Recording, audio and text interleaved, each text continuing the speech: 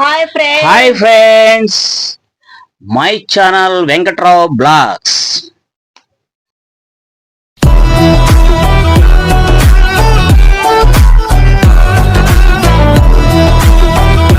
Friends, మరి కొత్త సంవత్సరం స్టార్ట్ అవుతుంది. మన జీవితాలని అందరూ చాలా వరకు ఏమనుకుంటారంటే మన జీవితాలు మార్చుకోవాలి, ఇక్కడి నుంచి ఏమైనా బాగుంటాయా, ఈ కొత్త సంవత్సరం నుంచి మనం మారతామా, మన కష్టాలు ఏమైనా తప్పుతాయా, అలాగా చాలా మందిలో ఒక ఒక కోరిక ఉంటుంది. అవునా కదా?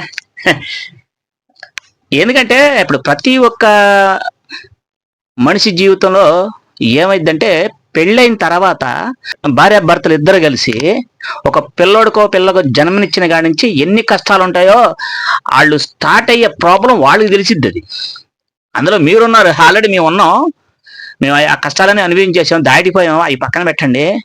కానీ ఇప్పుడు కొత్తగా మళ్ళీ పెళ్లి చేసుకుని ఎవరైనా భార్యాభర్తలు ఉంటే ఒక సంవత్సరం వరకు పర్లా అటు ఇటు తిరిగి ఏదో కింద పెడతా, తర్వాత నుంచి మొదలవుతాయి కొత్తగా పెళ్లి అయిన వాళ్ళకి. అంటే ఈ ఈ మాట నేను ఎందుకు మాట్లాడుతానంటే ప్రతి మనిషిలో జీవితంలో కష్టం అనేది కామన్. అది మనం నెగిటివ్గా తీసుకోకుండా ఒక పాజిటివ్గా తీసుకొని మనం ఏం చేయాలి, మనం ఎలా డెవలప్ అవ్వాలి. అందరికీ గవర్నమెంట్ ఉద్యోగాలు వచ్చాయి కదా. ఇప్పుడు స్కూల్లో ఒకడు ఫస్ట్ వస్తాడు, క్లాసులో ఒకడు ఫస్ట్ వస్తాడు, అందరూ ఫస్ట్ వస్తే అందరికీ గవర్నమెంట్ ఉద్యోగాలు వచ్చేస్తాయా? రావు కదా. టాలెంట్ అబ్బా, ప్రతి మనిషిలో ఒక టాలెంట్ ఉంటుంది, పని అయినా అదే.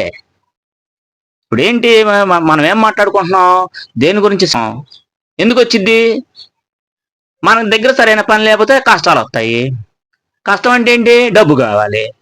డబ్బు ఉంటేనే ఫ్రెండ్స్, డబ్బు ఉంటేనే. ఆ డబ్బులు లేకపోతే మమ్మల్ని ఎక్కడ కూర్చోపెట్టారో మాకు కొంతమంది ఉన్నారులే, నేను చెప్పకూడదు ఈ విషయం, ఇప్పుడు చెప్పనులే, తర్వాత ఎప్పుడైనా అవకాశం వస్తే చెప్తాను. ఎందుకంటే మా దగ్గర డబ్బు లేదు కాబట్టి మా దగ్గరికి ఎవరు రాలా, మా ఇద్దరి దగ్గరికి ఎవరు రాలా. ఎవరైనా వచ్చారా? ఎవరు రాలేదు, చుట్టాలేదు, ఈ బయట వాళ్ళు కూడా ఎవరు రాలేదు. ఎవరు రాలా. డబ్బులు ఉంటే, డబ్బులు లేకపోతే ఎవరు రాలేదు. డబ్బులు సంపాదించుకుంటే మన దగ్గరికి వస్తారు. డబ్బులు ఉండాలి ఫ్రెండ్స్, మనకి డబ్బులు ఉంటేనే. ఎందుకంటే ఆ డబ్బులు ఉంటేనే మనకి విలువస్తాం. అది పాతకాలం, ఒకప్పుడు కాలం. ఎంతమంది పిల్లలు, నీకు పెళ్ళయిందా, ఎంతమంది పిల్లలు అంటారు ఒకప్పుడు. అది ఇప్పుడు అట్టా కాదు. నువ్వేం చేసావు, ఏం సంపాదించావు, ఇప్పుడు అయ్యే అడుగుతున్నారు అందరూ. అడుగుతారు ఏం సంపాదించావు, ఎంత దాచావా, ఏమైనా దాచారా, రాయలేదా, అయ్యే అడుగుతారు. ఎంత ఉన్నారా, అయ్యేం లేదు. ఇప్పుడు మనం సంపాదించుకున్నావా లేదా అని చూస్తున్నారు అంతే. ఇప్పుడు మనం ఏం సంపాదించాం, వీడి దగ్గర డబ్బులు ఉన్నాయా అని అంత గౌరవంగా చూస్తారు. డబ్బులు లేకపోతే అన్నట్టు చూస్తారు. డబ్బులు ఉన్నాయనుకో ఆడికో గౌరవం.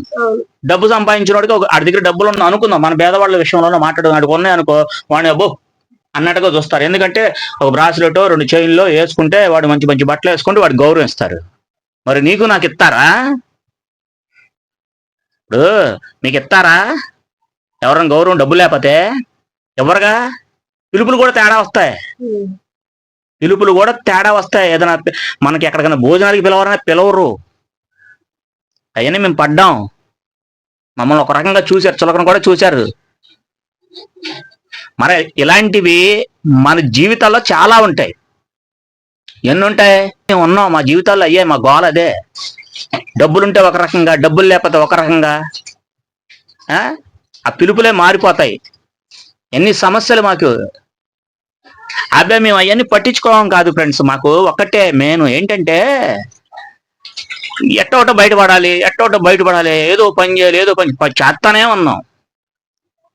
ఏదో మాకు చిన్న చిన్న పని దొరికింది, ఆ పని నుంచి మేము అలాగా బయటపడ్డాం దేవుడి దయ వల్ల. అలాగే మీరు ఏదైనా ఇబ్బంది పడకుండా ఉండాలనేగా మా కోరిక, ఈ చిన్న ప్రయత్నం అంతే, ఏం లేదు. డబ్బులు సంపాదించండి, డబ్బులు సంపాదించంటే మీకు గౌరవం వస్తుంది. డబ్బులు ఏంటంటే అసలు మీకు గౌరవం, విలువలు కూడా ఎవరు. ఇంట్లో యజమాని కరెక్ట్గా ఉండాలి, అంటే ఇంటి ఆయన కరెక్ట్గా ఉండాలి. అది ఫ్రెండ్స్. అలాగా మనకి మన జీవితాల్లో కష్టం అనేది కామను, దాన్ని ఎప్పుడు నెగిటివ్గా తీసుకోబాకండి. కష్టం లేనోడు ఎవడు లేడు. అన్ని సుఖాలే ఉంటాయి.